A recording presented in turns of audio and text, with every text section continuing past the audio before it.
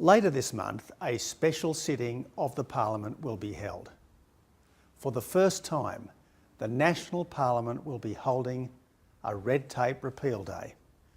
Over 9,000 regulations will be scrapped, benefiting our businesses, our schools, our hospitals and our community groups, and cutting hundreds of millions of dollars from their compliance costs.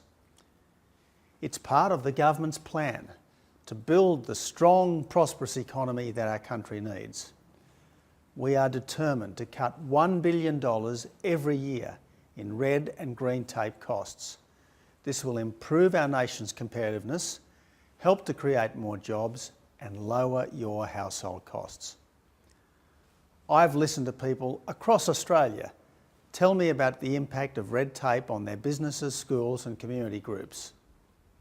Childcare centres, for example, are subject to 1,280 pages of law, 345 pages of regulation and 1,149 pages of guidelines. Inevitably, the result is fewer services and higher fees for parents.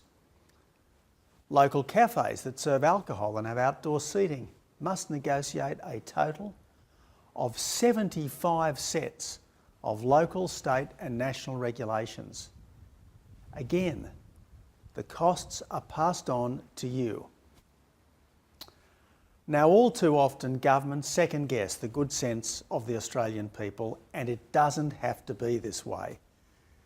As Sir Robert Menzies once said, we want less forms and more reforms. Less forms and more reforms means less costs and more jobs. This will be our first repeal day, but there will be many more. We are doing this to make your life easier and our economy stronger. Later this month, a special sitting of the Parliament will be held. For the first time, the National Parliament will be holding